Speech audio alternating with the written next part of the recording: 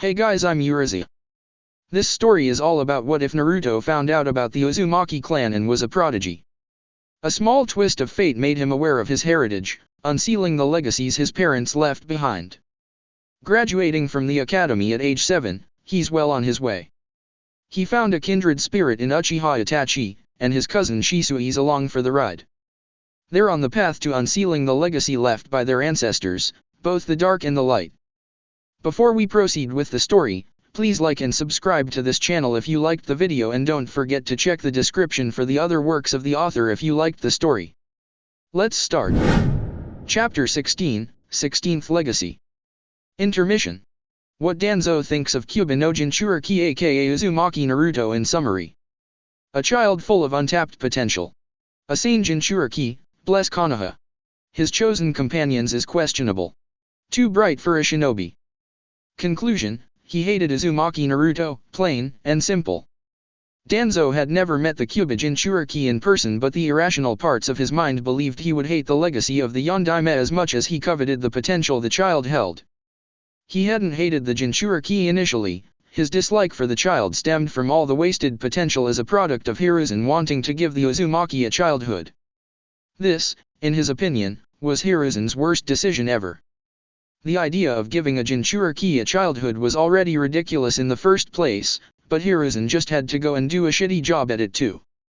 First, the Sandaime Hokage placed the Jinchuriki in the care of overworked orphanage staff that hated the boy at first sight. In their defense, no one would actually like to get a baby-shaped bomb on top of the already massive influx of orphans after the Kyuubi attack. He wasn't surprised they kicked the boy out at the young age of 4 with the excuse that the boy could take care of himself now, and had Hiruzen scrambling to get the boy another place to stay.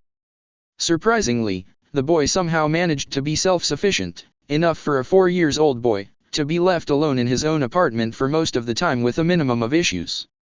It seemed that the minimum level of care he had received in orphanage had taught the boy some level of independence aside from forgetting to take baths, eating his greens and other menial mishaps. That meant Hiruzen could get away with leaving just a monthly allowance for the Jinchuriki and a squad of Umbu to keep the boy out of trouble. He had hoped that Hiruzen had finally started to see sense and consider giving up on the Uzumaki's childhood after failing so miserably at it. Indeed, if there were anyone in the world he had to applaud, it would be the Jinchuriki whose sheer stubbornness prevented him from succumbing to depression in the face of a whole village's hatred. The pranks he did in retaliation, while annoying, were a harmless way to vent in an ingenious application of trap-making and stealth. Considering how Jinchuriki in other villages vented their anger, the Uzumaki was harmless. Hiruzen continued insisting that he keep his hands off of the Jinchuriki, or else and not even Danzo would dare to risk the Hokage's wrath over an untrained Jinchuriki. Then one day, due to Umbu's carelessness, the boy disappeared for a few hours, and, one dead nobody from Iwa later, the Jinchuriki started to change for no apparent reason. He became focused. As if suddenly, there was one goal he pursued with the thirst of a fish in a desert. At the same time, the child became apathetic to the people around him. He seemed to lose his desire for their acknowledgement and instead, looked at them with a mix of emotions his agent couldn't comprehend. They best described it as pity and resignation. It was not alarming though, because it wasn't difficult to imagine a child giving up on something they had previously held precious. Then all of a sudden, the boy was given the opportunity to graduate early at the age of 7 and apprentice to sealing division. The boy was an Uzumaki, so that recommendation was expected, but he had hoped Hiruzen wouldn't be foolish enough to send the boy to the tower where the vassal families of Uzumaki resided. The last thing they needed was a pampered Jinchuriki. And then, as if Shiamatsu clan's involvement in the attempt on the Jinchuriki's life was not unsettling enough, the boy managed to befriend both Uchiha Itachi and Shisui. While he never managed to wrap his mind around that one, the two Uchiha became inseparable from the Jinchuriki, regardless. They followed after him like hounds after their master in that incredibly dignified and respectable manner that characterized the Uchiha, of course. If anything, he was more worried that the two Uchiha would blow up in their face if the village didn't start to treat the Jinchuriki better. Ironically, said Jinchuriki avoided showing up in public with his friends who he was trying to save was still up for debate. However, in the end, what puzzled him the most was not the boy's relationship with the Uchiha cousins but the drastic change of personality over the course of the last 2 years. The boy was as cheerful as ever, unbefitting of a shinobi, but there was something different to him. It was as if the boy had become an old soul like Itachi was, but not quite the same way, either. Then his agent overheard one line from Uchiha Itachi that cemented his hatred for the Kyougaku Jinchuriki. Naruto's worst fear is everything that had been taken from him as a sacrifice, his parents, childhood, friends. If all that were for nothing. It was a shocking revelation even for him, that someone like Uzumaki Naruto, who was born and raised in Konoha, never truly loved Konoha. Suddenly, it made so much sense. Apparently, the boy had somehow found out about his identity and status, which had led to the growing distance and distrust of Hiruzen. It didn't worry him much, after all, the boy had kept it to himself, so at least the boy knew the importance of secrecy. What angered Danzo was the fact that the boy had never held genuine love for Konoha as his village, and his loyalty to Konoha was second-hand. The Uzumaki was loyal to Konoha simply because his Uchiha friends were loyal, and his parents had died for her. He was loyal to the Uchiha, the tower, his parents' memory, but not Konoha, herself. What an abhorrent example of heresy from someone who dared to wear Konoha's symbol upon their person, swearing unbreakable oath as her shinobi. Not to mention, as their Jinchuriki, the greatest, if not most destructive, weapon at their disposal. And, as if his second-rate loyalty was not bad enough, Danzo saw an alarming shift of loyalty in Uchiha Itachi and Shisui.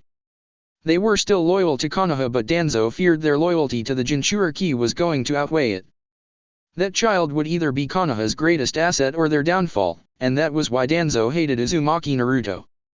He despised uncontrollable factors and, more than anything, he loathed shinobi who placed the memory of dead parents and friends above his village. 16th Legacy, Crossroads. Ma, you guys are still kids in the end, afraid to upset your elders. However, deep down you also know if you don't change them, one day you would be out of choice. Tokugawa Ieyasu. It was Ieyasu's private office, a moderately sized room, unbefitting of someone of his rank. Then again, Ieyasu was the type that valued practicality above all else, Naruto noted as Ieyasu carefully placed his hand on the wall next to his desk. A design flashed, and Naruto recognized it as a very complex security seal with a positively ancient, identifying chakra scanner. It was initially a small seal the size of an adult hand that, as it was unsealed, expanded to the point that it filled the wall. Ieyasu was unsealing the seal before he withdrew his hand, and the seal shrunk back to the original size before disappeared. On second thought, perhaps you're not ready, Ieyasu mused aloud with a long-suffering sigh before taking a seat in front of him. Once they were all patched up, Ieyasu requested a private meeting between Naruto and himself. Not even his bodyguards were with him. Naruto was partially nervous and partially excited by what Ieyasu wanted to talk about, only to be disappointed that the one line Ieyasu chose to begin and end the conversation with. An image of Ieyasu dangling a priceless scroll in front of his nose with a fishing pole appeared in his mind, and Naruto couldn't stop himself from yelling, "Don't get me worked up for nothing, Ieyasu-sama. Call me G-sama," he said in sage tone. "After all, your grandfather was like a father to me." Now he was screwing with Naruto's head, and on top of that, bringing the family issue to the table. "Don't change the topic, Aji-sama." Naruto let the title roll off of his tongue largely because he suspected if he didn't relent, Ieyasu would insist and they would get nowhere. "You said?" Naruto covered his own mouth in shock at what he had just said himself. Ieyasu said? "No, he didn't say anything. That chakra chain of yours, the Uzumaki's signature Kongo Fusa, right?" Naruto nodded numbly. "May I see it?" Naruto exhaled softly, pushing his confusion to the back of his mind. Kongo Fusa was fuinjutsu that could only be used by the Uzumaki clan with their unique chakra, making the technique a borderline bloodline limit. The reason no one but Uzumaki could do this was due to their impressive chakra density and its purity of yang nature. The reason the technique was often mistaken by outsiders as their bloodline limit was simply because, unlike other secret clan techniques, it was passed down through a blood seal that was automatically coded to all Uzumaki clansmen from birth. In fact, it was believed their affinity for sealing was also passed down in the same manner. Naruto could feel it in his being, the seal instructing him on how to mold the chain. Imagining the chakra flowing from his abdomen to his desired body parts at first, it was easiest to let the chakra sprout from his back, closest to his chakra core. However, now it was more convenient to direct it to his palm, the body part with the most frequently used tenketsu. Then, as the chakra flowed to his palm, he imagined the sensation of grasping something solid followed by the image of chains rattling and intertwining in his mind. Clink.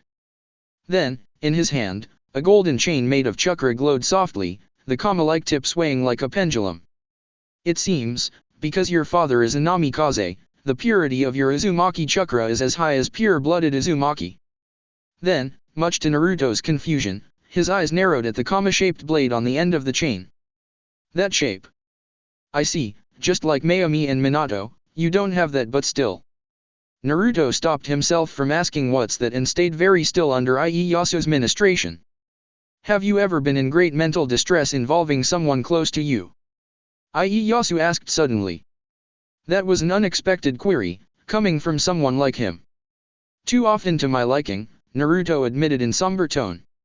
I am a shinobi and a Jinchuriki, after all, and my closest friends are Uchiha. He added with a sigh. In short, his friendship with Itachi and Shisui was like a recipe for disaster. Not that he would give it up for anything in the world. And, you never felt some sort of burn in your eyes in that situation? Burn. Naruto echoed. Chakra influx you can't control around said area, Ieyasu elaborated. Not that I know of. Naruto tried to recall harder. No, I don't think so. Ieyasu hummed, cupping his chin in thoughtful pose. So. Kage Bunshin. Naruto perked up.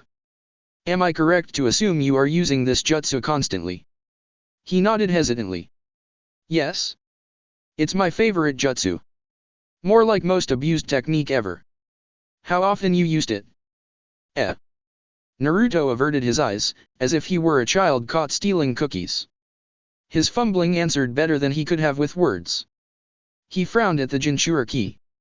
Tadara told me that your proficiency with this technique is abnormal even by Uzumaki standards. Naruto winced inwardly. Your control is so fine you can coordinate with over 10 clones in a taijutsu battle, as if they're extensions of your limbs. He sighed. How many clones can you make and control effectively? Now he was confused, why was Ieyasu so interested in his Kage Bunshin? For daily use such as studying, designing seals. He trailed off. I use around 10 at a time and, in that number, I can get them to do complicated tasks to the best of my own ability. At around 20, I can do the same but it's extremely taxing on my mind and body. If it's just for simple tasks such as fighting on my command, I have no problem making as many as I need until my reserves run out. How bad is the mental exhaustion to you? At first it was a really bad headache when their memories flow to my head but now, I barely feel anything. 20 will give me a bad migraine still. When it comes to battle, they often don't last long so I don't really notice a thing. In fact, if not for the constant use of Kage Bunshin for his study, he wouldn't notice memory transfer quirk of this technique. Ieyasu became very quiet and it unnerved Naruto. At last he spoke again. You do know that normal shinobi would have severe, self-inflicted brain damage if they did what you do, don't you? Naruto blinked owlishly, tapping his temple. I guess it's thanks to my tenant? Our combined healing ability perhaps prevents the worst of it? I also use seals to delay the immediate memory transfer. But his abuse was still pretty dangerous even with the seal, most people would have suffered from a stroke or other kind of brain damage. I don't remember ever fixing your brain, though that explains a lot of things. Kurama grumbled in his mind. Naruto could imagine Kurama rubbing his muzzle when he was talking. Wait a minute, yep, aside from idiocy I think the lump of flesh called brain in your head is pretty healthy. He snickered. The self-preservation function is not really functioning though. And no amount of healing chakra can heal it but I am sure an Uzumaki can live with it. I am so touched you care, Kurama. Naruto returned in deadpan tone. I am pretty sure my brain is not damaged. Kurama didn't think so at least. I can see that, Ieyasu snorted. You're as healthy as any Uzumaki, as expected of a descendant from the clan of longevity and vitality. Naruto swallowed and asked a nagging question he couldn't endure any longer. Is that why you took Benitara's mother as your consort? Much to his surprise, Ieyasu didn't look offended and answered. I would be lying if I said I wasn't interested in that. It's a trait desired by anyone in power. I desire strong children. Especially since I used to be a sickly child. He was not lying, that was a surprise. However, Tsubone, Masako, was not just a woman with desirable clan traits. She was also a great woman, gentle and virtuous. So there was a genuine affection involved with his marriage to the woman of his clan. So, you loved her. The sadness that passed over his dark eyes for a moment was enough for Naruto to tell. Benitora, who claimed the name as his Uzumaki name. He seems to think otherwise. He grunted. I don't have to explain myself to immature brat I called my son. Just so you know, G-sama, Benitora would be easier to manage, as in, keeping the boy out of trouble. If he gets to know you better instead of you waiting for him to understand. He snorted. Enough about my family, this is about you, Naruto. The Jinchuriki tensed. So, have you hearing voices in your head? I am not crazy either, Naruto huffed. Kurama didn't count though, but just now I heard your voice in my mind. Naruto ran his fingers through his blonde mane. Is that some sort of telepathy ninjutsu of the Yamanaka? Ieyasu looked amused. Of course not, the Yamanaka wouldn't part with their prized jutsu even under orders from their king. He exhaled softly. Ah, well, so Kongo Fusa, the brain, and most likely Satoria, too. Satoria? Naruto echoed, confused. When Tadara first spoke to you, your eyes searched through his body language, not an unusual habit for a shinobi, but you seemed to sense something normal shinobi couldn't. Naruto blinked, now he was even more confused. I did, but it's just ill intent, the perk of being the Jinchuriki of the Kyuubi. He frowned. Ill intention? Not killing intent. He shrugged. Intent is very broad, any shinobi worth their salt could feel killing intent, even civilians can, too. In my case, I can tell if someone has ill intentions, negative ones like sadness, anger, fear, but not hearing voices on my head. He stressed the last part. Not yet. Naruto frowned. I hope that's not your way of telling me that I am on my way to insanity. Ieyasu smirked. It's not, however, if you start hearing voices, stay calm and rest assured that you're not crazy. The blonde blinked owlishly. Then go to Hakure to inform him of the happy occasion, and congratulate yourself for awakening your Namikaze Kekai Genkai. He said in a false cheer that didn't suit him at all. Kekai Genkai. Naruto sputtered after he processed his father's surname in conjunction. The Namikaze clan has a bloodline limit? That's impossible. He tried to argue calmly but failed miserably. I mean, if the Yondaime Hokage had a bloodline limit, everyone in Konoha would have known. I am sure your father didn't have it, he said as if he had checked it himself and most likely did. Perhaps the Kekai Genkai always skips one generation or there is a special condition to trigger the awakening, but you are undoubtedly showing signs of early-stage Satoria. Naruto sputtered. Wait a minute. If hearing voices is called Satoria, is it some sort of fancy term for crazy? I don't know much about my grandfather, but I am sure I have heard his name in line with variations of. Naruto stopped before hesitantly and shamefully added. Weird. Of course, people of the tower talking about Muramasa was rare, and most of the time Naruto overheard Muramasa being described as kind and eccentric. Ieyasu rolled his eyes. This is why I checked whether you had it, so when inevitably you awaken it completely, you're not going straight to a Yamanaka or psychiatrist. That was not assuring. But enough about you, let's talk business now. He interjected, walking towards his desk and pulling a blank scroll from his drawer. He brought it up, confused the hell out of me, and now he wants to talk business. Naruto clamped his mouth shut though, because as curious as he was with this Satoru thing, his priority was an alliance with the Tokugawa clan, the royal family of Hinokuni. He couldn't mess this up. For the tower, the Uchiha clan, and Konoha. He would do anything for. His thoughts were interrupted when Ieyasu almost shoved an inkstone, a scroll, and a brush on a tray in his face. He blinked foolishly at the stationery set, wondering why Ieyasu handed it over to him. Unrolling the scroll, as expected, the paper was still blank. There is nothing written yet. Yes, because you have not written anything, he said in tone that suggested Naruto was an idiot. Naruto sputtered something about rules and laws about making someone else to do his paperwork. The following argument was the fiercest he had ever experienced, and Naruto lost count of how many times he contemplated throwing Ieyasu's very heavy and expensive Kyougaku desk at him for the whole day. The tyrant was so smug it was sickening. On the second day, for some reason, he had procured a standard handbook for the Konoha military police force from somewhere. Itachi and Shisui were torn between indignation and shock. Someone shadow ruler of the country or not had gotten their hands on said handbook, which was not for the viewing pleasure of the general public. So, now that we have settled the general matters. So my engagement to his daughter is a general matter. Naruto began to feel rather sorry for his fiancée and Benitora, and on that same note, he was sure he had not yet met the girl because Ieyasu wanted to mess with his mind.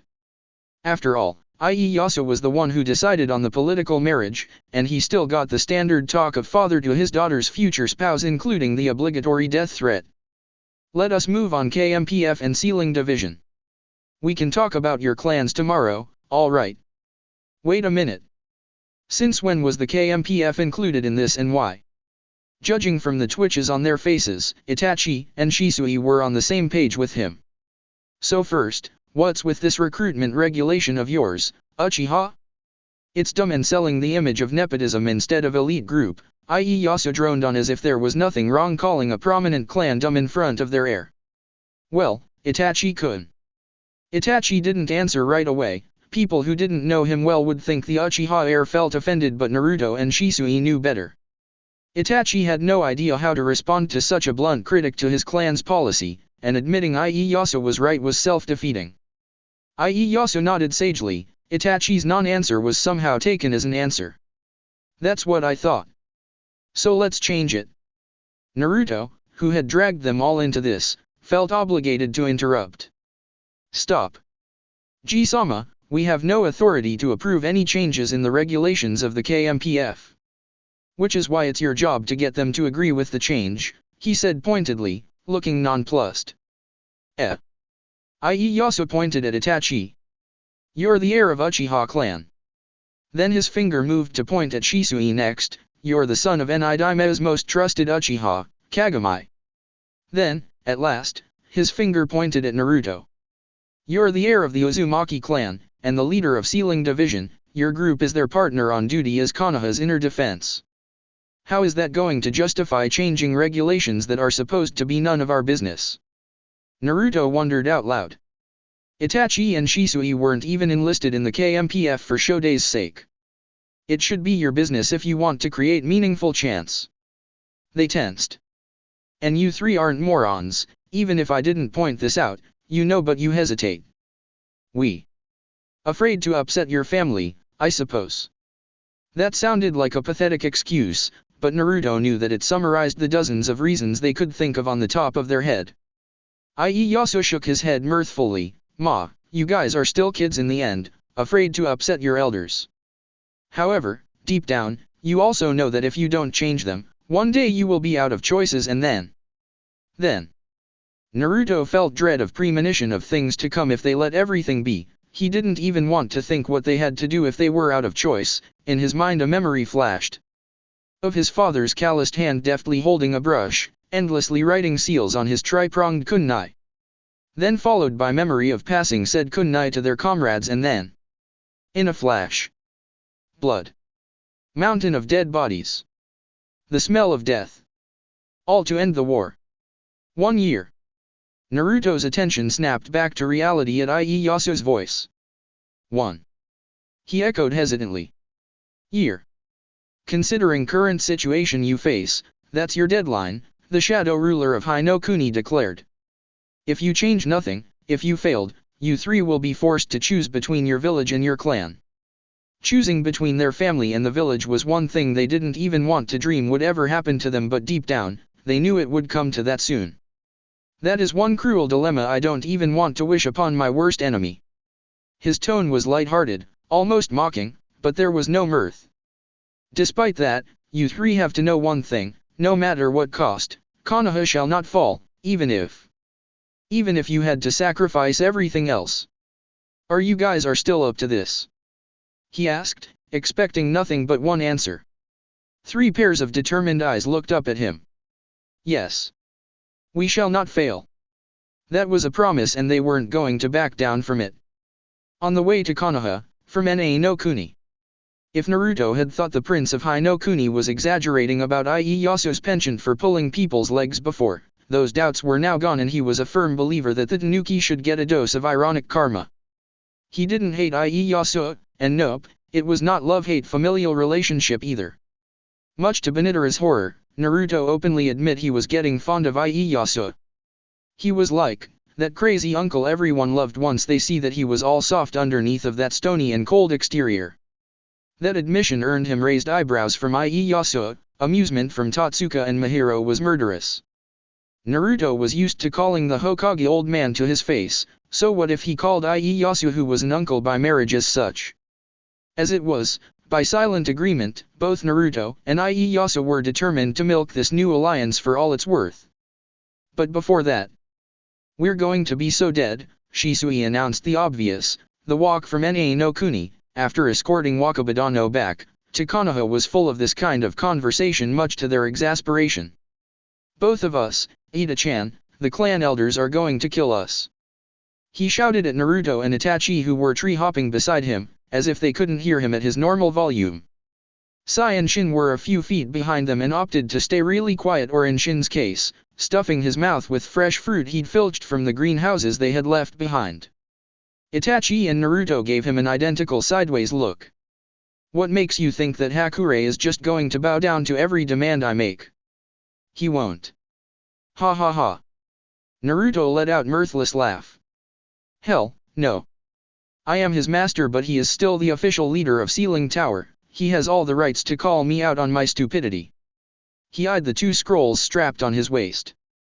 Apparently, Ieyasu-sama never got the memo that we're running a clan, not a monarchy.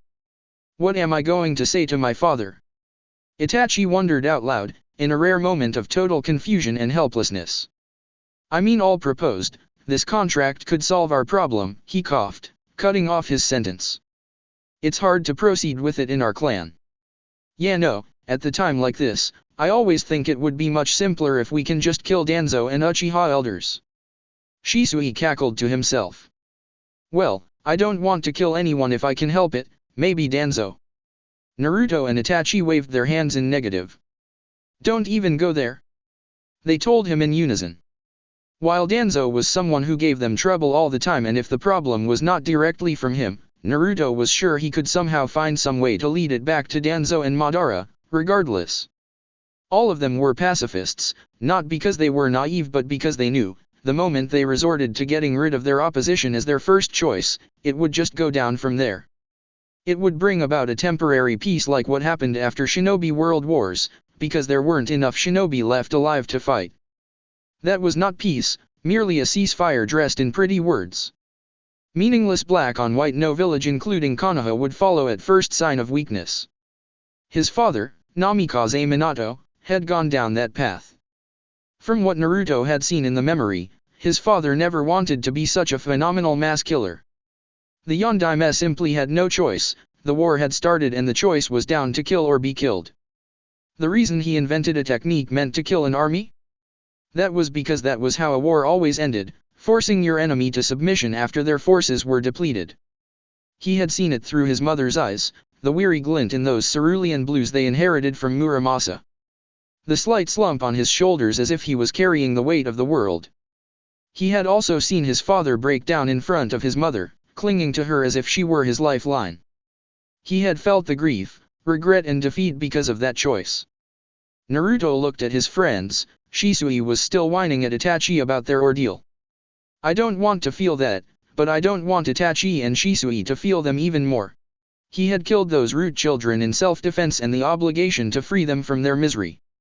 He didn't let it get to him. He had done everything he could considering the circumstances, but it didn't stop him from wondering, when he was alone in his own mind he wondered, perhaps if he had tried harder he could have saved them, too. Naruto. His attention snapped back to reality. Did you say something, Shisui? Shisui's left eye twitched. Are you pulling a Hatake on me? Shisui, Naruto has never met Kakashi-san. Itachi sighed, clearing his throat before covering his mouth to muffle his cough. Never mind, Naruto, if you didn't get the reference. Naruto shrugged, he was not interested in whatever reference related to his father's student. If you say so. Shisui frowned, you're not interested in Hatake Kakashi? He is your father's last student, Itachi hissed. Shisui. They had applied a privacy seal so, outside of a certain range their conversation couldn't be heard, but Naruto's pedigree was still a sensitive issue. Not to mention he didn't like to talk about anything that could hurt Naruto's feelings. By rights, Hatake Kakashi was the Yondaime's protege and surrogate son, and yet Naruto was all alone. Maybe he was ordered to keep his distance but Itachi didn't even hear a peep on Kakashi trying to know anything about Naruto yet so far. Heck, he and Shisui had seen Genma and the rest of Yondaime's guards in tower to learn Fuinjutsu. While the guards didn't specifically looking for Naruto he was pretty sure their eyes were quick to catch glimpse of Naruto whenever the blonde was passing by. Hatake Kakashi didn't even take that chance to check on his sensei's son. Interest in my father's student. Naruto echoed. I mean. The Shunshin expert flailed. The blonde shrugged again indifferently. Nah. I don't think either of us are interested in each other's whereabouts. He has his own life and I have mine. You're not angry. Naruto rolled his eyes, ignoring pained expression on Shisui's face as Itachi elbowed his cousin. Nah, like Itachi said, I've never even met the guy. And frankly, it's hard to feel anything about someone you don't even know personally. What Hatake was to his father aside, their current relation was that of fellow Konoha shinobi. And, he was, perhaps, Itachi's future captain in Umbu on the next transfer. So his best friend's future captain. What do you expect anyway? Naruto asked, raising an eyebrow at Shisui who sputtered. Never mind, we have bigger concerns here, don't you think? Like our worst enemy. We all know what. Itachi sighed. In the end, our biggest enemy to bring changes is not the clan, or the tower but. Naruto snorted. How ironic, that we ultimately have the same problem on both ends. Goddamned clan pride. At any rate, we can't afford to fail, Naruto drawled on. 1 year sounds long but not long enough to topple a century-old tradition. Shisui sighed. Why is it never easy for us? He wondered out loud. And our sponsor is someone like that to boot. He taunted us until the end, Itachi added his own 2 cents. He is very resourceful though. It's a relief that he is on our side, but that research document he promised. Itachi trailed off rubbing his throat. Itachi. HN. Cough. Naruto and Shisui were looking at him with worry now. It's been weeks but you are coughing a lot lately, Shisui pointed out. And you get tired quicker than usual, and your appetite. Naruto trailed off unsurely. You should get a checkup soon. Itachi shook his head. It's fine, my stamina has never been the best, perhaps it is because I didn't sleep well in the palace in the duration of our stay. If you say so. More importantly, about the document Ieyasu-sama promised. Naruto frowned. Well, as for the Daime's research notes that he kept with him. The dimmed document he stored inside the seal and was reconsidering giving up on. He promised he will give it to us in 6 months but why is he even bothering to wait that long? Itachi nodded, swallowing nervously. It's just, while the Daime was a genius jutsu inventor, I doubt a shinobi technique interests someone like Ieyasu Dano enough to keep with him. It unnerved Naruto just how much the Daime's document worried Itachi. It always bothered me why someone as fair and just like the Daime was so worried about our clan, Madara's betrayal aside. His past actions suggested he was not someone who blamed the whole clan over one person. Yeah, he trusted my dad. And Kagami was part of his guard to boot so he trusted an Uchiha to guard his back. Which is why. I have come to one conclusion, perhaps his cautious way of dealing with the Uchiha clan, placing the clan in charge of civilians. Itachi trailed off. Perhaps it had nothing to do with Madara's betrayal? But something more, based on discernible evidence and acted upon after much thought, Itachi finished. And I have a feeling that answer is inside that document Asudano keeps, and perhaps. Itachi never finished that line of thought. Naruto and Shisui could almost taste the dread emitting from Itachi, for they also thought the same. Senju Tobirama was second only to Senju Hashirama and followed his brother's ideals. But it was his pragmatic approach that mediated and forced a more realistic alternative in order to achieve those idealistic goals. He was not someone who acted on the basis of unfounded suspicion and paranoia. Whatever forced someone like Senju Tobirama to treat the Uchiha clan the way he did? The reason was most likely justified. At least from the Enidaime's point of view. And whatever justified Enidaime's actions, it couldn't be good. Konoha, Hokage's office. Ah, you have returned, Naruto-kun, Itachi-kun, Shisui-kun. While their outward expression was controlled to form only slight surprise at the sight of the Hokage and his three advisors in the office, Naruto was inwardly narrowing his eyes and frowning. Danzo. He was here. This man was never present to greet his team after a mission, so why now? Perhaps the Warhawk felt threatened by their recent actions? As if. While two Uchiha following a Jinchuriki around would raise concern, his friends were explicitly loyal to Konoha. In fact, Danzo had agreed with the Sandaime's decision except Itachi and Shisui's admittance to Umbu Force. We have. Naruto smiled wide and bright at Sandaime. We've returned from Na no Kuni, the detailed report on our secret mission is inside, he said as a thin file appeared on his hand after a faint puff of smoke. Hokage-sama. It looked like a sleight of hand at first glance, but at the same time displayed his skill in using simple storage seals. Danzo eyed him with faked disinterest, but Naruto could sense a momentary beat in his calm chakra at Naruto's little show. This is a vast improvement from the wayward child you let loose to terrorize our village with his pranks and embarrassed our Umbu to chase him all over Konoha, Hiruzen. It took all of his self-control not to retort with something witty while ignoring Kurama's suggestion from the depths of his mind. He let his cheeks reddening slightly as a sheepish and embarrassed smile curved his lips.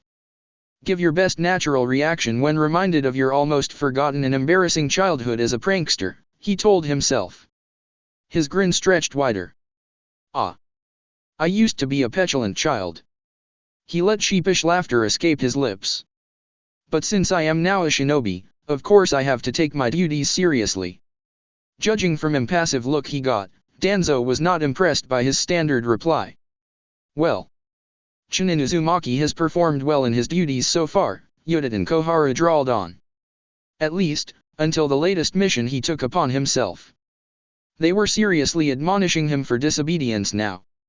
It's unfortunate that my clan business made me unavailable for a week, so is there something you need from me, Koharu-sama? Naruto tilted his head to the side as he said it, still polite but not apologetic at all. The sole female elder was definitely unprepared for a query instead of an apology. If an older shinobi had replied with the same line, it would have been rude, but Naruto was only 9 this year and it sounded more like a sincere query. Then again, Naruto had been selling his image as a young and inexperienced shinobi with a fierce eagerness to please his leaders. No, but... She cleared her throat awkwardly. Regardless of your Chunin status, it doesn't mean you can just run off for clan business on such short notice. Short notice? Naruto was pretty sure he had notified them of this mission long enough to not be considered as on short notice. There is also your recklessness in going after 3 Jonin level missing nin on your own, Homura added in exasperated tone. Youngsters nowadays, such impulsiveness is unbecoming of a shinobi. He was expecting this kind of admonishment coming sooner or later, but it was still annoying to hear them. Shisui, who was standing beside him, looked very tempted to say something in his defense, though the Shunshin expert thankfully kept his mouth shut. To be fair, Homura-sama, I didn't go into the battle without forethought. It's hardly considered impulsive if I decide to go after an opponent with time to plan. He placed his hand above his heart. After all, the sealing arts are most formidable when one is given enough time to prepare. They had been on this case before, Why were they mentioning this again? Were they looking for a way to curb his activities somehow? At last, the Sandaime, who had been very quiet, spoke. His silence had made Naruto more nervous than the elder's litany of complaints. What's done is done, whatever we say is not going to change Naruto-kun's mind. The Uzumaki blinked in confusion. However, the least you could do is bring your team with you next time, but, of course, I'd prefer no next time. Naruto blinked at that. Teammates.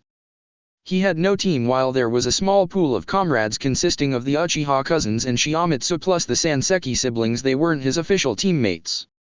You mean? Sandaime glanced at Itachi and Shisui, then back to Naruto. Starting from today, the three of you are officially a team. Itachi and Shisui glanced at each other for a moment, then at Naruto, who returned it. An official team, now? Like we need to be official? Obviously there is a catch. Of course there is. They were openly sharing a speaking look, but they didn't really care that Sandaime and his advisors were watching. However, called it. Sandaime cleared his throat and the team straightened. The official assignment as a team aside, I would like to confirm whether my shinobi is still belong to Konoha. Naruto blinked at that. Oh, Hokage-sama is wondering whether I am going to follow Asuma-san's footsteps. So that was why he was using the carrot and stick now? We're not joining the 12 Guardians, Hokage-sama. And why is that? It was Danzo who asked now. Naruto was ticked. It would be fine if Sandaime was the one who asked, but when this cripple did it, it sounded like he was questioning their loyalty. After the incident with the root trainee Danzo had set upon him, Naruto loathed how this man tested him. Who was Danzo to question him? This was the man who claimed to cross moral horizons and beyond for the good of Konoha while forsaking the main teachings of the Shodaime and Enidaime in the same breath. He was very tempted to clamp his mouth shut, but that would destroy his image as young shinobi who was eager to please for acknowledgement. One shred of his old self he kept so he wouldn't be seen as a flight risk. Why would I want to serve royal family? Konoha is my home, my family. That was not a lie, it was his honest answer. Naruto mentally kicked himself for using Konoha's will of fire as stock answer for this question. Sandaime looked at him in the eye and Naruto suppressed his urge to bolt out of the room. Then why? He fished out a scroll with the daimyo's seal on it from his drawer, slamming it on his desk. Why did I receive a notice that one of my shinobi is engaged to our daimyo's niece and was requested to be given time off for 1 week every month for his education as future in-laws of royal family? There was no killing intent whatsoever, but the anger and disappointment the Hokage emitted was enough to make Naruto felt like he had committed a grave crime. Damn you, Ieyasu. Why didn't you warn me first? Knowing the Shadow Ruler, it was most likely this was one of his lessons. It was also most likely Ieyasu's way to warn Naruto that, from now on, this would be a routine, disappointing the Sandaime and doing things the old Kage disapproved of. It was not much a stretch he would be on the Hokage's opposing side for Konoha. Ha ha ha, who was he to criticize Danzo if he was becoming another Danzo to Hokage? The only comfort was that he wouldn't go as far as kidnapping unwilling children and discarding his morals. Naruto almost stumbled when he felt 2 warm hands on both shoulders. He glanced back and saw his friends nodding at him. They were here with him, he was not alone. He took a deep breath and answered in firm voice. Our daimyo's niece is an Uzumaki by blood, he informed them, and the elders looked shocked by the revelation. They didn't know? Her father took a liking of me and offered. Considering the current condition of my clan, I decided it is a good match, he explained, simple and logical. And the other benefits attached to this arrangement were a plus, but he wouldn't say that though. So why not? He added almost innocently. You're too young. He shrugged, we're not getting married now, Hokage-sama.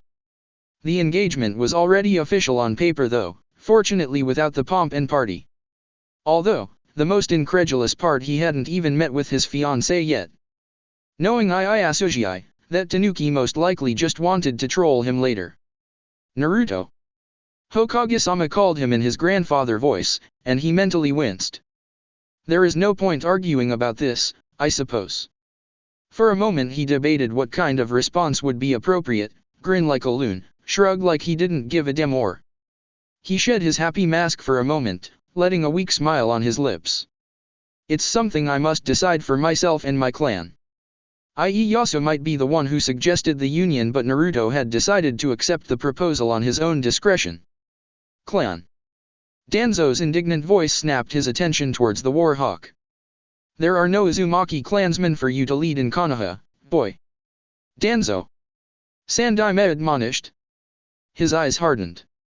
Danzo's words felt like a slap across his face. Had it been said before his trip to the capital, he would have throttled the one-eyed cripple, anything painful for needlessly reminding him of his clan's scattered status. He beamed at Danzo and, with sadistic pleasure, he took note of the subtle cringe on that wrinkled face.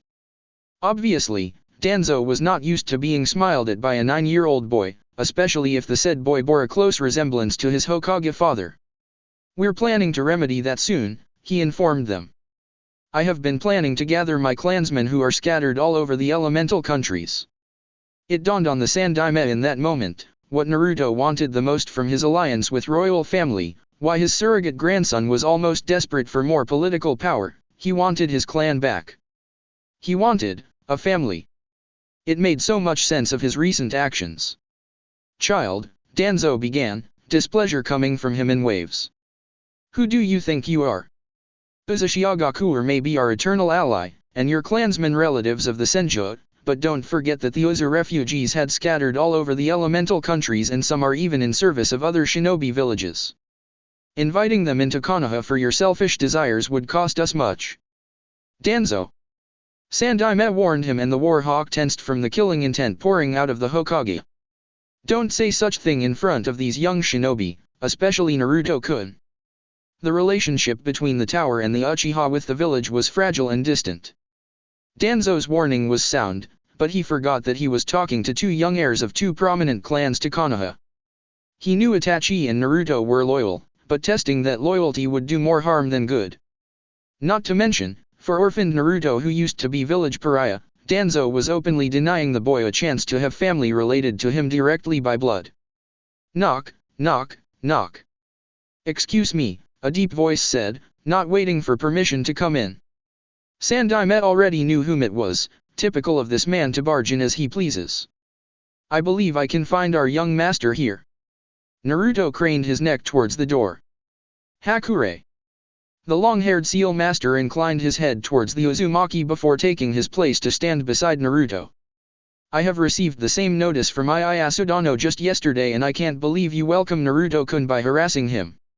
Watch your mouth, Hakure. Koharu hissed, she never could get along with him.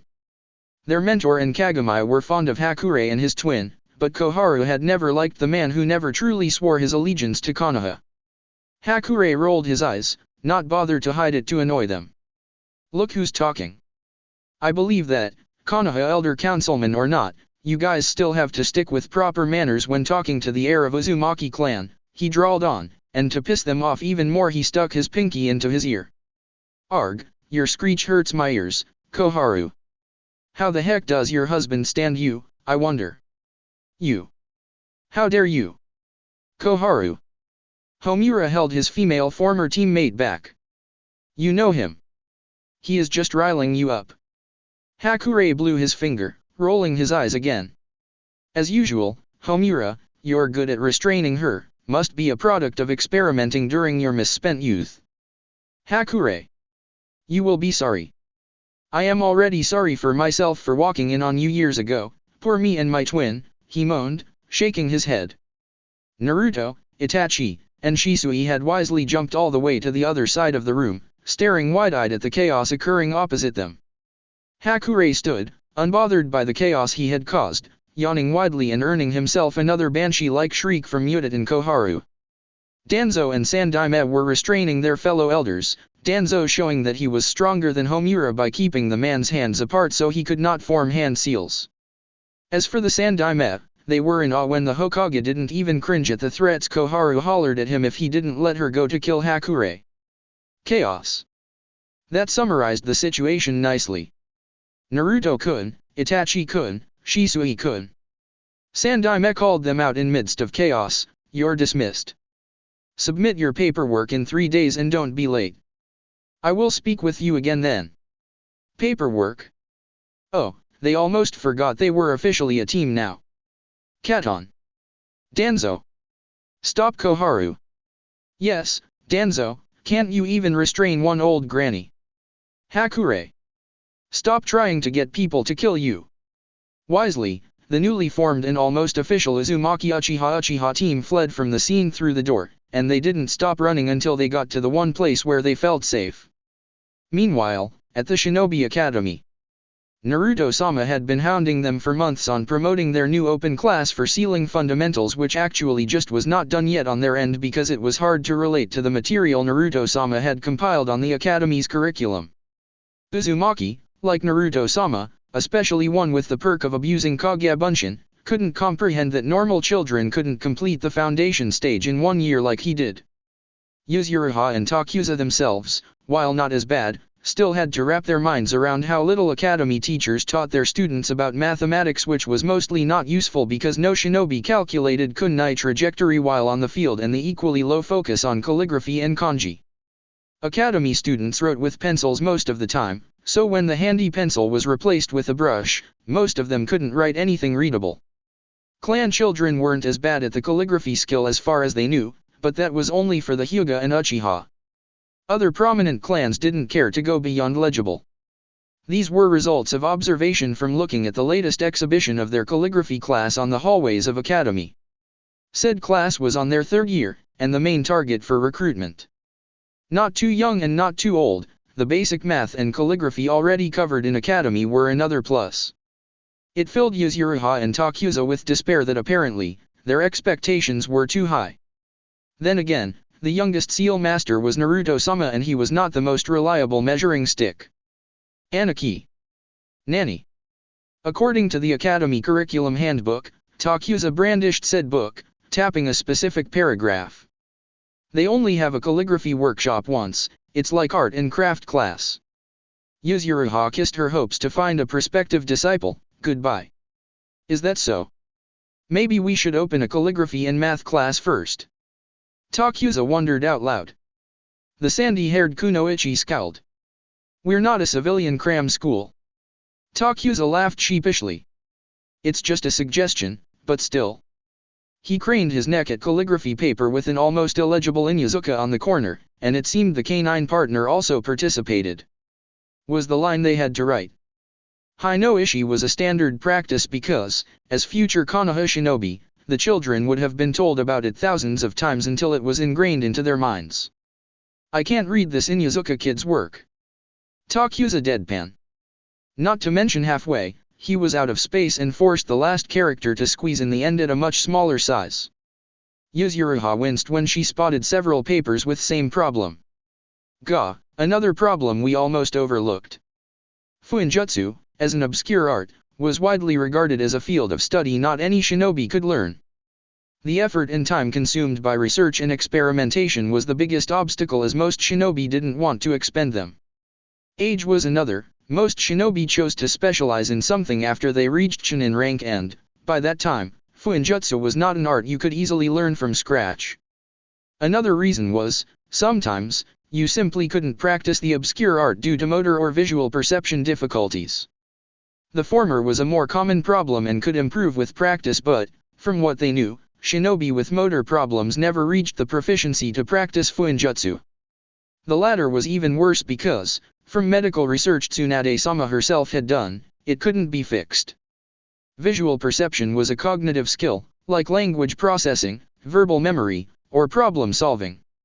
Children with poor visual perceptual skills would also often have difficulty with mathematics beyond memorizing math facts. A subset of visual perception is visual memory, holding an image in the mind's eye and being able to retrieve an image when needed. It was the one fatal flaw that nailed the door to Fuinjutsu closed. They couldn't tell if these children had those problems from just these examples, but they didn't expect a lot of applicants in the first place.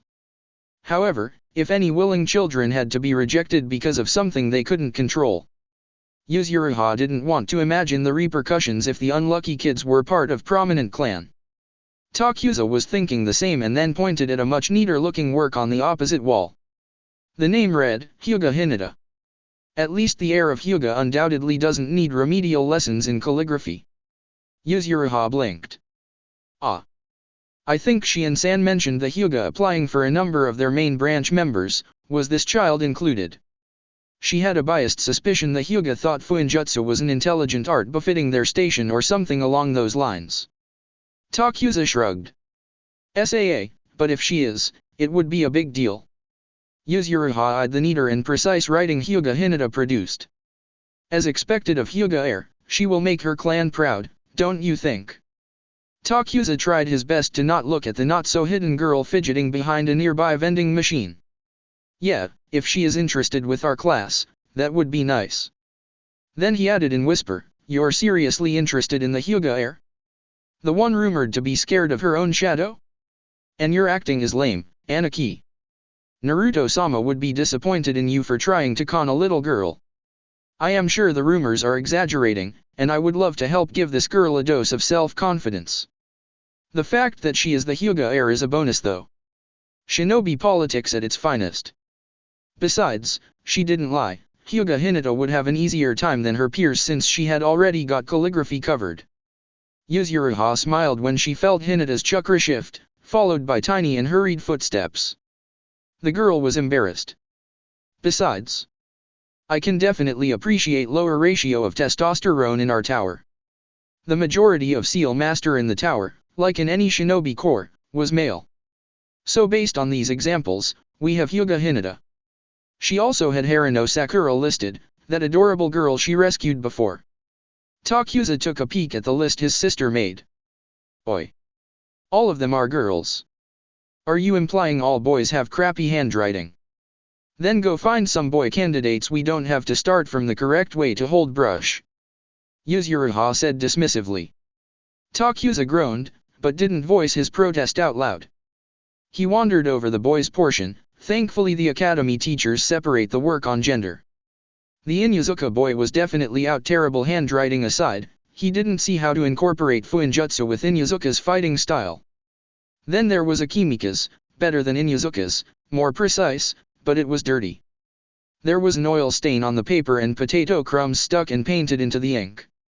Akimichi ate all the time, definitely not a prime candidate for Seal Master when they had the most hygienic workshop next to Medic Nin. Depriving them from eating would go against the Akimika's philosophy. At last, he found a good one, neat and precise after a dozen of so-so and terrible work. It belonged to an Aburame, but there was one concern. There were some white spots in his writing suspiciously around the size of Kikaicha. Did some of his insects wander onto his work in progress by accident? For a moment, he pondered whether insects in workshops were a hazard or not. In the end, Takuza wrote Aburame Shino down with a note to discuss it with Shibidano first.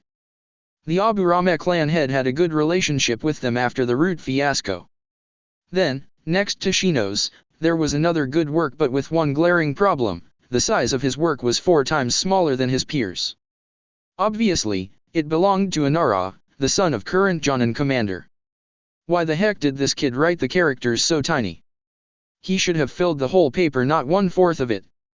It didn't look out of place because the kid centered the line, but this was still cutting corners.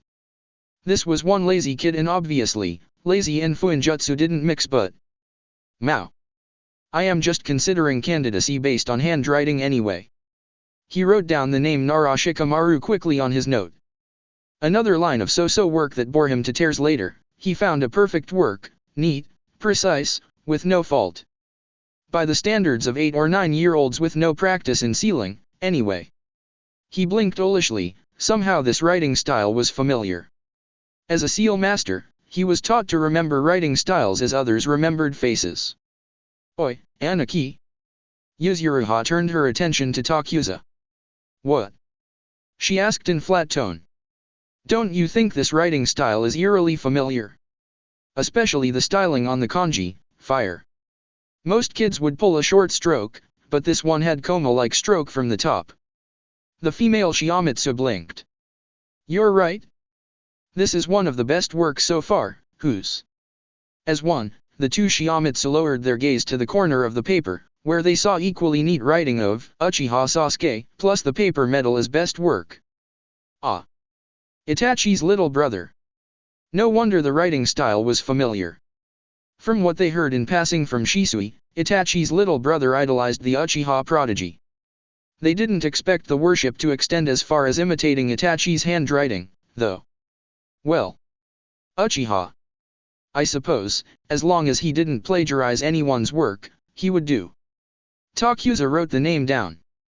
But this is going to put the kid on the bottom of the list. The tendency to imitate, regardless of the reason, was frowned upon in their field of work. They understood this child perhaps did this subconsciously, but it was a big minus in their book. Oh well, considering their current relations, they didn't need more connections with the fire-breathing clan. What's the chance of an Uchiha to be interested in Fuinjutsu, anyway? Yuzuriha wondered out loud. So far, neither Itachi nor Shisui showed much interest despite being Naruto-sama's best friends. As Fuinjutsu was one field of ninja arts where they couldn't use their bloodline for an edge, it was no wonder. He couldn't imagine Itachi's little brother being any different. Their discussion was cut short when a Chunin with scarred face called them over, informing that his students now were ready for their presentation. They reminded themselves for the 1000th time that, while these kids were Naruto-sama's age, they were brats. Not Naruto-sama. Time to face the horde. Ichiraku ramen. Slurp. Slurp. Slurp. It was pretty therapeutic, thinking of nothing but inhaling noodles, scooping the savory broth and taking small bites of ramen topping. Also forgetting the traumatic experience of the dysfunctional dynamic of Konoha's veteran shinobi. I wonder what it was that we saw in Hokage-sama's office. At least until Itachi opened his mouth, he had almost completely forgotten the last 3 minutes of their stay in the Hokage's office. Shisui snarled at his cousin before gulping down the leftover soup on his bowl. Could you please not remind me? Itachi, you don't get the meaning of too much information, do you? Itachi tilted his head to the side in confusion, considering Naruto had enlightened him about the birds and the bees just few months ago. It was no wonder the Uchiha Prodigy didn't get the implications of what Hakure said. Itachi, Naruto began gently. It was at times like these that Naruto felt like he was the older one. Don't think about it too much. Itachi tended to stress over everything. There was a reason why the Uchiha heir had aged prematurely. Let's just say what happened in the office makes me wish the Yamanaka clan offered brain bleach services to the shinobi population. Shisui nodded vigorously in agreement. Itachi nodded, and he didn't ask for further explanation. He trusted Naruto's judgment. Oh, I see. Still.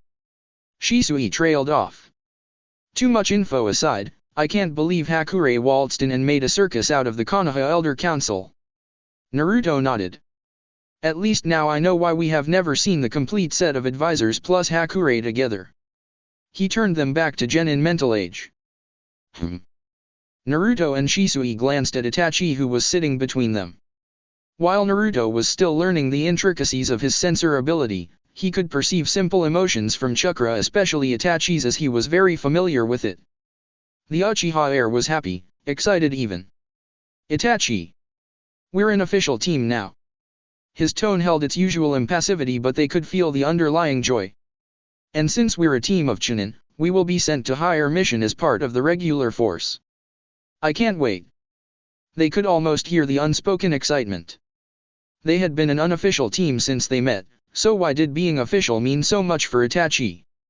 Looking at the understanding smile on Shisui's lips and how he ruffled Itachi's hair fondly, much to Itachi's annoyance, Naruto guessed Shisui knew why. Alright, Itachi, we will be greatest team you ever had. Even better than the Sunin. Shisui declared. Naruto laughed at that. The Sunin? Then we better start looking for another Hanzo to nickname us. Shisui grinned. Why don't we ask Ieyasu-sama instead, the next time we see him? Hell no, he'll either give us a ridiculous name just to rile us up or something fire-related. And I am not going to get myself infected by your pyromania anytime soon. Ha ha ha, no way. There is nothing wrong with having an inner pyro. Don't you think watching things burn to a smoldering fire, leaving behind glowing embers that pulse with such inner light, isn't just the thought therapeutic? Naruto was not impressed at Shisui's attempt to phrase the Uchiha's love for fire poetically. Although lately, after spending so much time around Itachi and Shisui, not to mention fanning their flames with his wind, he had started to understand how burning things was. No. Don't go to the dark side, Uzumaki Naruto. By the way, Naruto. Naruto snapped his attention back to reality. Yes. Itachi looked nervous, which was odd. Why he acted so awkward over team placements. Is it alright to finish our paperwork, soon? By tomorrow, perhaps. Naruto nodded, as being a researcher was part of the Seal Master description, doing paperwork came to him easily unlike most action-oriented shinobi. Sure, after what happened today, I don't think I will continue my research anytime soon. At least not this week. If you and Shisui are busy, I will write for your parts, too. Really? Shisui cheered. Yada. Shisui. Do your own paperwork sometimes, you can't always foist them onto Naruto or me. Shisui pouted. But it's troublesome. Itachi shook his head exasperatedly. Your generous offer aside, I asked because, with our official status, it would be fine if I invite you to dinner with my family. Naruto's eyes widened. Are you sure? Itachi nodded. Yes, my parents looks forward to see you. Since forever, his mother especially. You're officially my teammate now, and it's a tradition for teammates from prominent clans to invite you to dinner together. There was such a tradition. Was this why Itachi so happy about the official status? That was just so. Best friend or not, if you put Uchiha together with adorable I will give you nightmares. Of your parents procreating. Naruto shook his head frantically, confusing Itachi and Shisui. Yes, of course. I will go. Why you're shaking your head then? Shisui asked. He was still shaking his head. Kurama. You do realize Kurama-san can't see you shaking your head, right? Itachi pointed out. Hokage's office. You are all my oldest friends and comrades. Sarutobi Hiruzen hollered at them. I've known you all since my childhood, and yet. Why can't you just sit and converse like civilized human beings when you're all in the same room?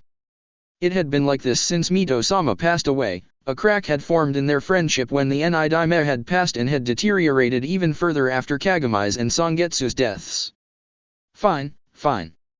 Hakure rolled his eyes.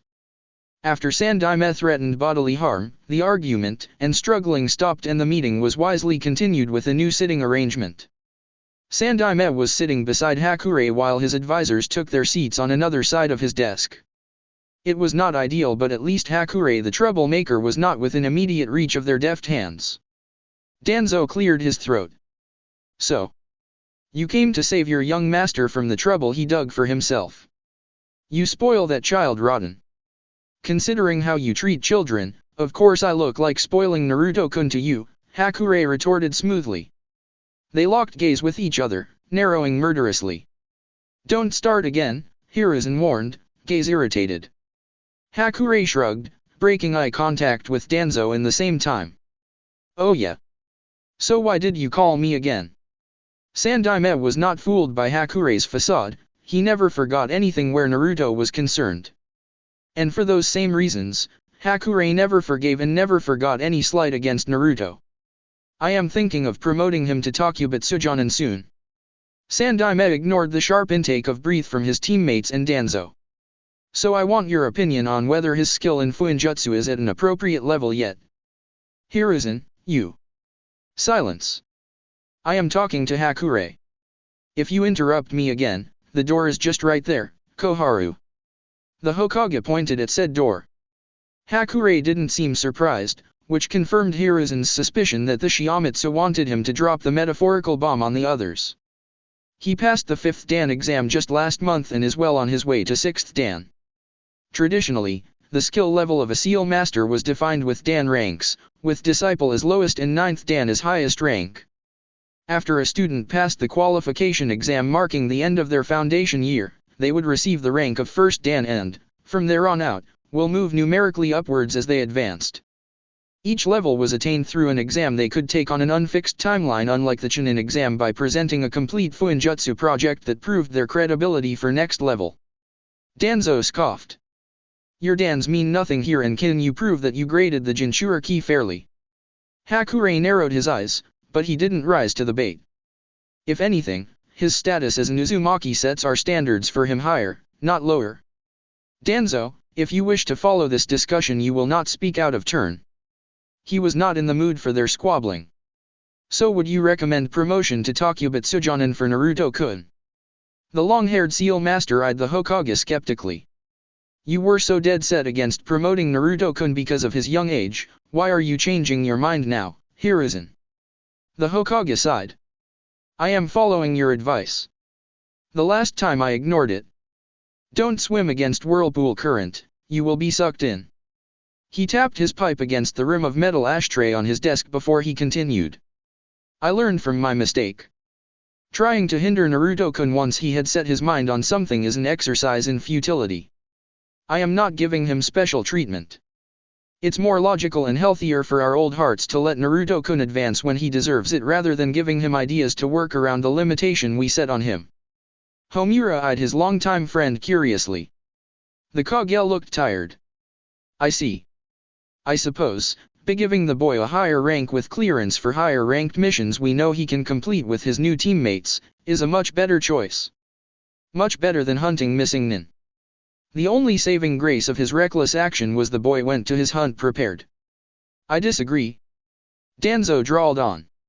His latest action is borderline treason, going behind his superior's back to make an alliance with a noble, no less. Hakurei, while offended by the accusation, was more amused by the hypocrisy in Danzo's part. Funny you said that. He ignored Danzo's withering glare. And the noble is our daimyo's family.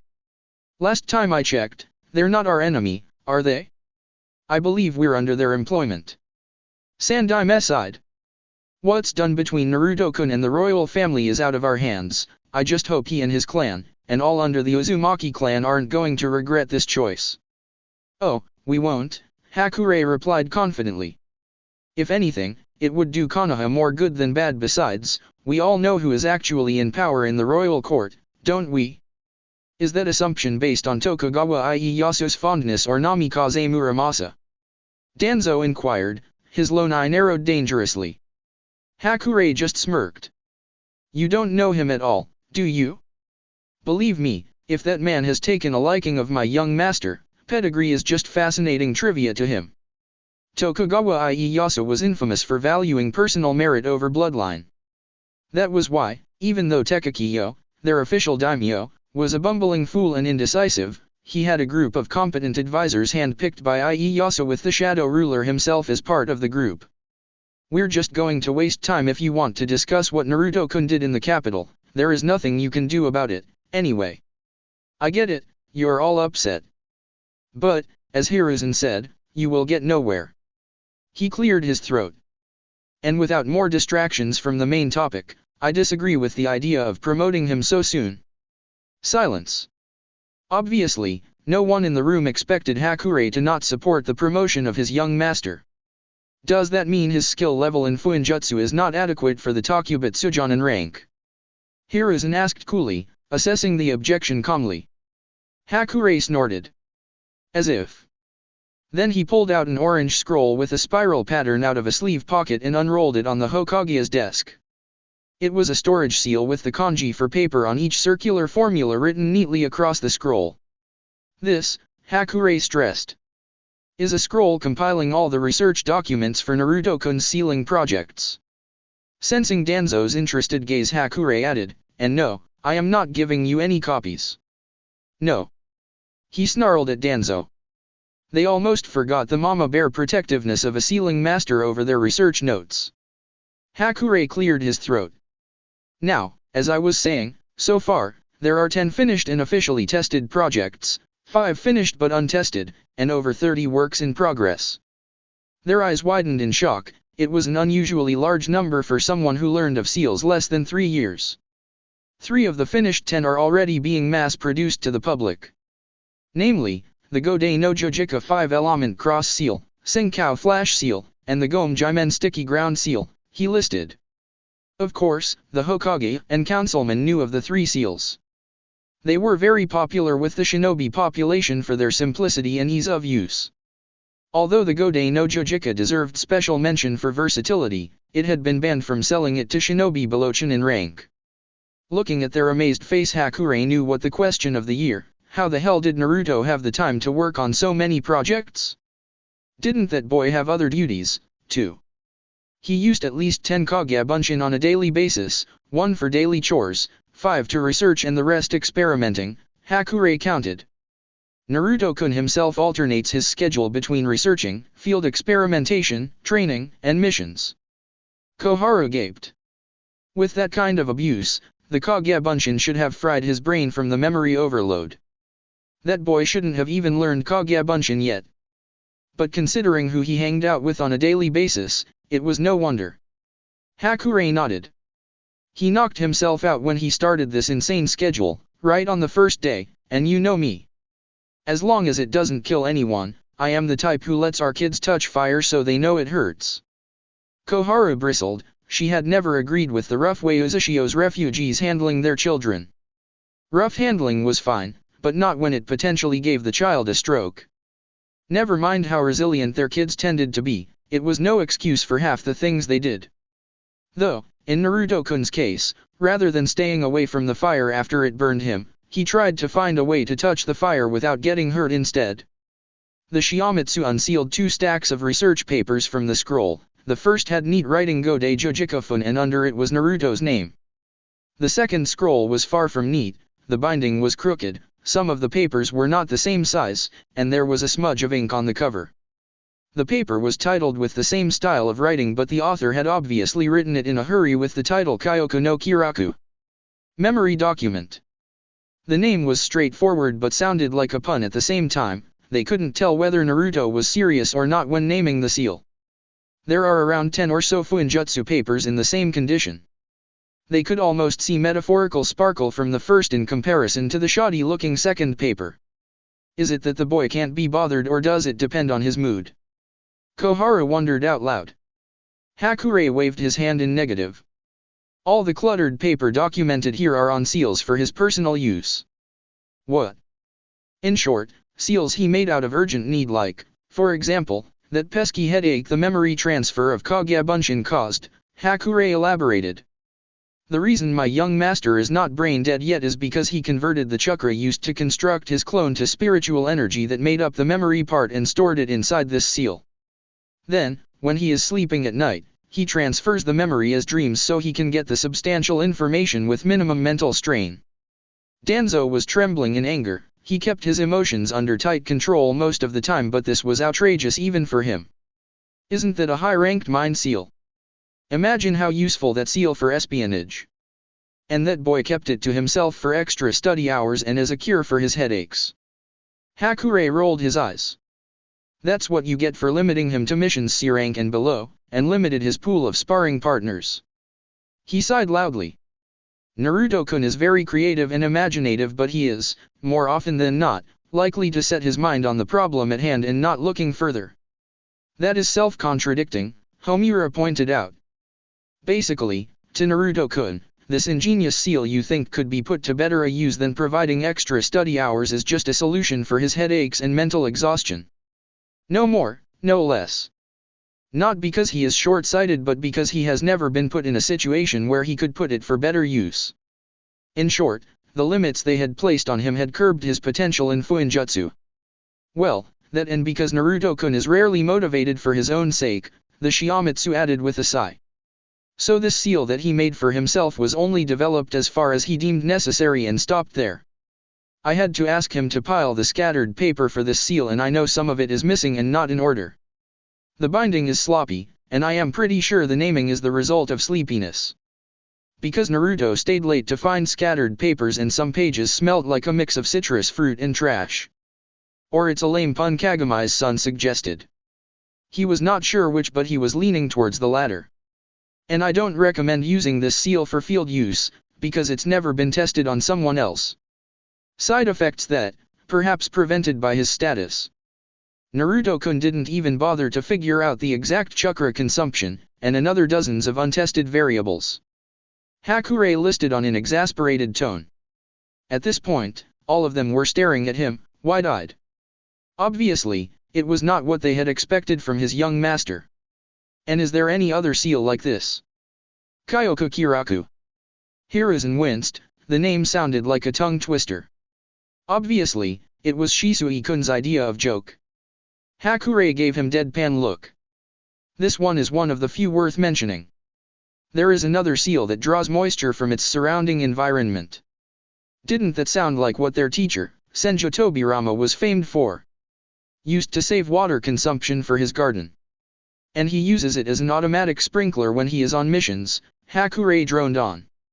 And before you harp on how it sounds like imitating Tobirama-sama, the amount of water produced is only enough to water his plants because the range is poor, and, when I suggest on developing the seal to Nidaime's level. Hakurei trailed off in despairing tone. Why would I want to do that? Isn't it easier to just use a storage seal tailored for elemental techniques? We can just use Fukuhauren as its base. If there was a childish side left of his young master, this was it. He liked to find easier solutions rather than try the hard way when he could get away with it. He made that in 3 days, reusing the same theory for the Godei Jujika. From the seal specifically made for Katon, to an all-element one. Nowadays, he saves a river worth of water inside and carries it around as Itachi-kun's Sutten water source. That sounded like Naruto-kun alright, Sandaime couldn't help but thought. And there is. Alright, I get your point. The Hokage interjected in exasperated tone. So what else? Hakurei beamed. I am glad to hear that. I thought I'd have to get to how my young master modified an explosive seal to emit controlled heat as a dish dryer. What?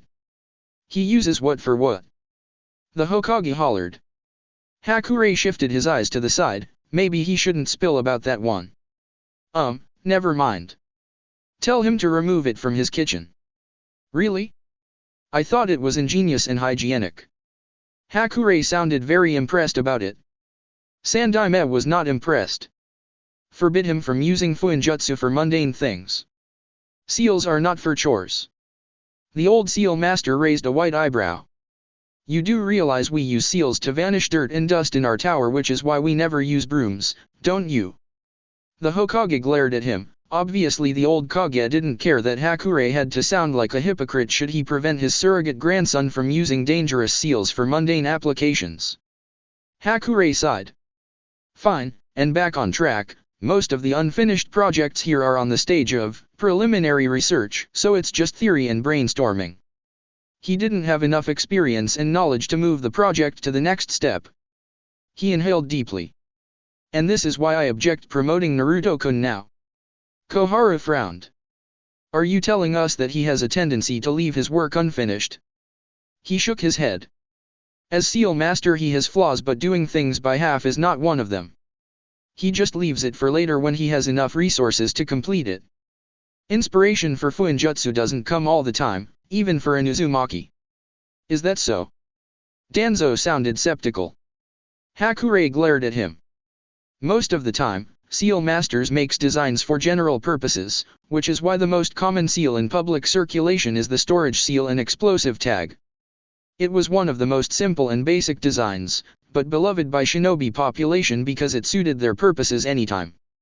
This is why that Godei Jujika fun of his, is favored among our shinobi force. But as you can tell, in his second and third year, he didn't produce any seals suitable for mass production. Danzo narrowed his eyes. What do you mean by that? Shouldn't he improve and design better seals? You make it sound like he is declining. Hakurei scoffed. Of course he is improving, however his design objective changed from his first year, or to be exact from designing seal that everyone can use to the more specific target and function. Sandaime narrowed his eyes, his expression thoughtful. His first year was when Naruto was recently offered apprenticeship to Sealing Division. He still lived outside of the tower and, while he didn't interact with a large number of shinobi, he was not that out of touch with the general population. His first 3 seals were simple in design, and served to accommodate quicker execution of nature manipulation, trapping and capture, and distractions.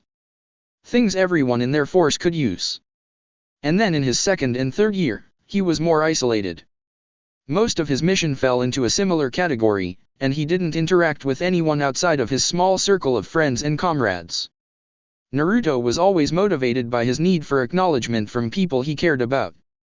The Sandaime didn't want to admit it, but if Naruto had previously craved acknowledgement from the whole village, he now only cared for selected people.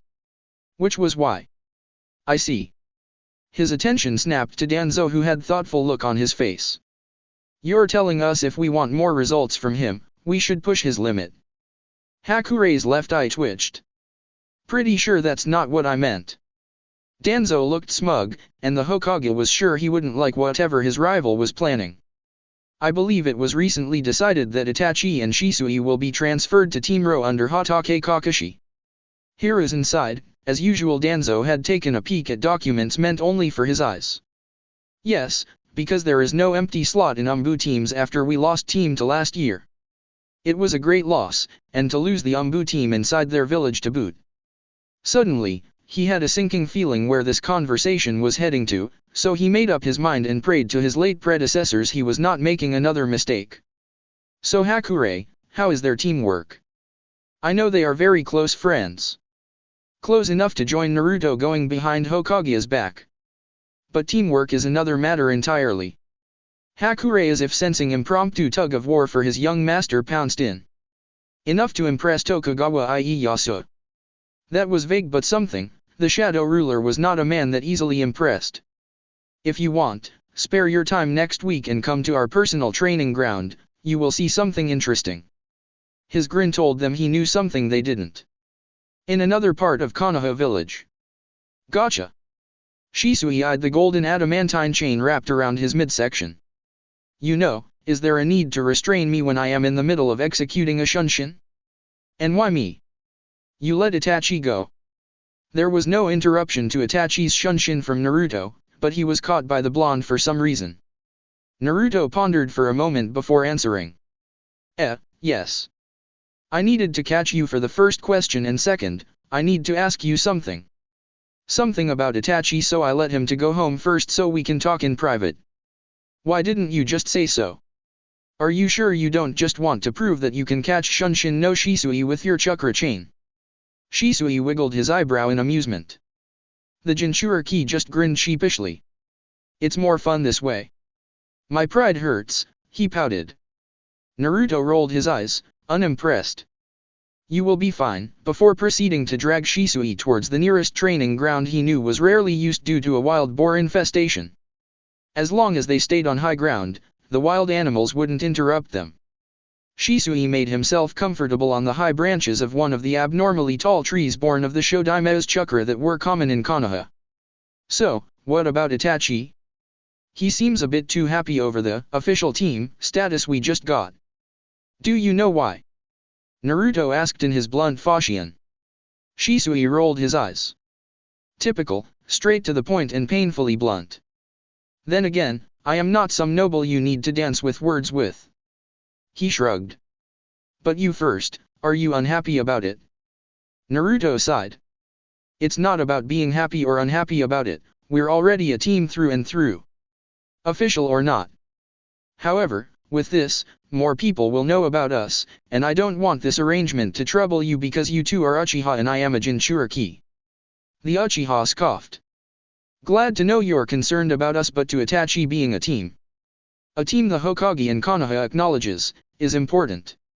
He grinned. As for why?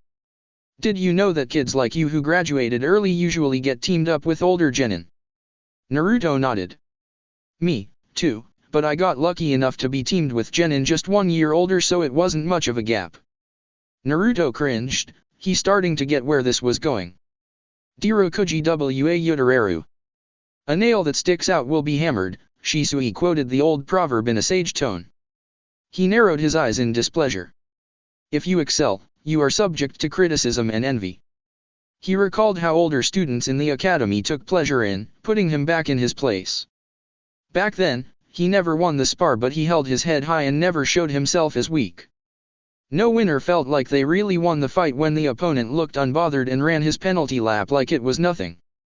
Not everyone is as lucky as you, Mr. Already part of a division, Shisui huffed. Itachi and I were pretty relieved Hokage-sama didn't put you with older genin actually.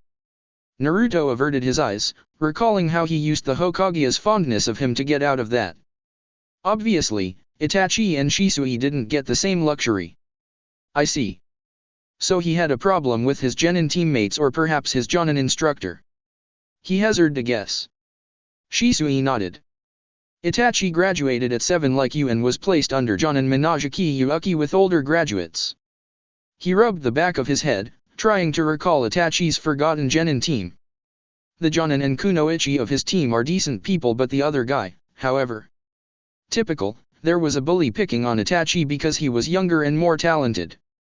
No matter what generation, there was always a bully who thought they could pick on younger shinobi just because they could. I think his name was Tenma. Shisui nodded to himself, confident that he didn't get the name wrong. Itachi had ignored him since they were in the academy. I caught the guy demanding Itachi to apologize for his success and for being an Uchiha. And then he chased the jerk away for being a jerk, because Itachi wouldn't resort to violence even if the brat deserved it. Naruto snickered. And that incident didn't go on their report card, I suppose. And whose brilliant idea was it, to put that boy in the same team as Itachi? SAA. The Shunshin expert shrugged. But you know Itachi, he treated the jerk civilly and didn't let the poor team dynamic hinder his career.